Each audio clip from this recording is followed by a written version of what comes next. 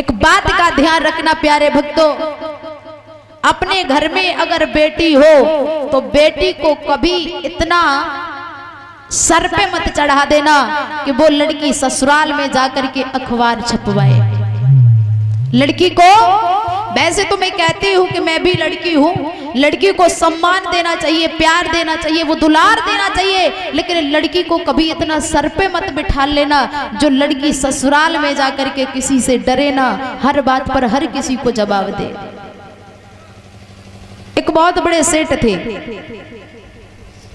उनके यहाँ पर एक बिटिया थी, तो वो सेठ जी जब भी आते हैं तो अपनी बेटी को गोद में बिठाल करके खाना खिलाते, बड़ा प्यार करते हैं। और उस बेटी से अगर तुम एक बात कहो तो 4 बातें पकड़ाते। एक बार सेठानी ने जवाब दो है कि महाराज जब लड़की को थोड़ो डांटो करो, काहे के मारे कि लड़का अगर थोड़ा गवार हो तो वो अपने घर पे रहेगा, लेकिन लड़की ये इससे एक बात कहो ये तो 6 पकड़ा देती है, ये तो पराए घर जाने वाली है। अरे थोड़ी सी तो अकल इसे होनी चाहिए कि कैसे बातचीत की जाती है, इसका कौन विवाह कर लेगा। सेठ जी कहने लगे हैं कि सेठानी तुम चुप रहो, हमारे पास इतना पैसा है कि मैं इतना पैसा देंगे हमारी लड़की का विवाह बड़े सुंदर से घर में हो जाएगा। एक बात का ध्यान रखना प्यारे भक्तों, धन दौलत हर जगह काम नहीं आती है, ये रुपया पैसा हर जगह काम नहीं आता। तो सेठानी ने कही जैसी आपकी इच्छा। अब धीरे धीरे बिटिया कुछ बड़ी हुई तो सेठ जी ने अपनी बेटी का विवाह किया, बड़ा धन दौलत दिया, बड़े अच्छे घर में की शादी। लेकिन बकी याद तब है उन्हें गई शादी हो गई, वहां कोई एक बात कहे तो वह 6 पकड़ाए देते। अब महाराज मायके में तो चले जाइए सब कुछ, लेकिन ससुराल में ना चलते।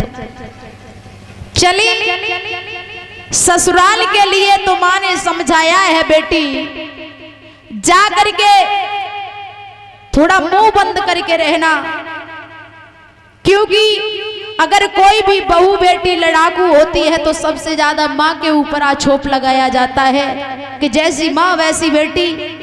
मैंने तो बहुत तुझे समझाया, तेरे पिता को भी समझाया, लेकिन बेटी इतना कहना मान लेना कि वहां जाकर के कुछ ज्यादा किसी से बातें मत करना। लड़की बोली मैं क्यों चुप रह जाऊं भाई, बड़े बाप की बेटी हूं। ससुराल में पहुंची। अब ससुराल में जैसे ही पहुंची महाराज तो शाम को तो कही जाती कि बहू बेटा गीत वीत गाए लो, तो बहू बेटा चुपचाप बैठी रही। अब वहां पे डोकरी बोकरी थी, बहू कहने लगी कि ऐसा करो थोड़े गाना वाना गाए लो, तो एकदम झुझला करके बोली कि हम तो कछु जानती नहीं, जब गाँव की डुकरियां मानती ना है, हम तो कछु जानती नहीं, लेकिन जब गाँव की डुकरियां इतनी खराब है कि जो मानती ना है। लड़की के यहाँ तक हुआ कि उससे कोई एक बात कहता है तो 6 बात पकड़ाने के लिए तैयार हो जाती है। अब तो उसके घर में लड़ाई पड़ने लगी। ससुर ने फोन किया है पिताजी से कि अपनी बेटी को ले जाओ। पिताजी कहने लगे मैं अभी आ रहे हैं, अभी लेके जाएंगे। ससुर कहने लगा कि अभी नहीं, तुरंत अभी आओ और अभी से लेकर के जाओ। भैया पिताजी को बिटिया बड़ी अच्छी थी, प्यारी थी, तो पिताजी तुरंत गाड़ी लेके गए हमारे प्रमुख जी कैसे, और जाए के गाड़ी में बेटी को बिठा ले आए। और जब बेटी को बिठा ले आए तो माँ ने बात पूछी कि बेटा जे बताओ तुम्हारे ससुर में क्या कमी थी, तुम्हारी सास में क्या कमी थी, तुम्हारे जेठ में क्या कमी थी, तुम्हारी जेठानी में और तुम्हारे देवर में क्या कमी थी। जवाब दिया है मैया मैं उस घर में नहीं जाऊंगी, चाहे कुछ भी हो जाए मैं यहीं रहूंगी। तो माँ ने पूछा कि बताओ तो तुम्हारे ससुर कैसे थे। जवाब दिया है कि मैया नंबर 1 का ससुर मेरा ठग है। हाँ चलो सास कैसी थी, बोली है कि मैया सास नंबर 1 की चुड़ैल थी।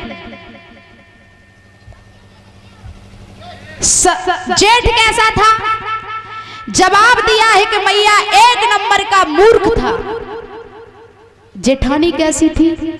जवाब दिया है कि मैया नंबर 1 की भूतनी है, भूतनी। देवर कैसा था? जवाब दिया है कि मैया नंबर 1 का डकैत। और तेरा पति कैसा है? जवाब दिया है कि मैया नंबर 1 का राक्षस है, मैं उस घर में नहीं जाना चाहूंगी। तो मैया ने कही कोई बात नहीं रहो, लेकिन भैया ध्यान रखना जब तक लड़की की शादी नहीं होती है तब तक गांव में चर्चाएं नहीं होती, लेकिन अगर शादी हो गई बिटिया 2-4 महीना रुक गई तो पूरे गांव में आग सी लग जाती। अब बेटी जब वहां रहने लगी तो एक जगह मंदिर में पूजा करने के लिए गई, तो पुजारी जी ने जवाब दिया है कि बेटी जब बता 4 महीना हो गए तू गई नहीं, कर लड़ाई करके आई। अब तो उस बेटी को हर कोई पूछता है कि बेटी क्या बात है, क्या बात है, तो बेटी कुछ बता नहीं पाती। प्यारे भक्तों, इसके बाद में उसकी माँ ने उसे शिक्षा दी है कि हे बेटी, अगर तेरी सास तुझसे कुछ कहे तो उनको नमस्कार करके अच्छे से समझा दो। ससुर कुछ कहे तो पिता के समान दर्जा दे करके उनसे कि पिताजी ऐसे शब्द मत बोलो। अगर जेठानी भी कुछ कहती है तो बड़ी बहन समझ करके उसे समझा दो। जेठ कुछ कहता है तो बड़ा भाई समझ करके उसे समझा दो, और देवर कुछ कहता है तो उसे भी छोटा भाई समझ करके समझा दो। और अगर पति कुछ कहता है तो परमेश्वर मान करके उनके शब्दों पर गौर मत करो। आज बेटी ने अपने माता के वचनों को धारण किया, और धारण करने के बाद में पिता वो अपनी बेटी को लेकर के ससुराल में पहुंचा, और ससुराल में जाने के बाद में महाराज शाम को पहुंची, और सुबह ही जैसे बहू है तो 4 बजे जग गई, और 4 बजे जाग के उनने चाय बनाई। चाय बनाए के सबसे पहले सास के पास लेके गई, तो सास तब खुशी से बड़ी एकदम उछल खड़ी हुई, कहने लगी कि आज पूरब के सूर्य ये पश्चिम में कैसे उगने लगे। तो उसी समय प्यारे भक्तों उस लड़की ने हर किसी को उसी प्रकार का सम्मान दिया जैसा माँ ने बताया, क्योंकि बच्चे को सबसे ज्यादा संस्कारी एक माँ बना सकती है।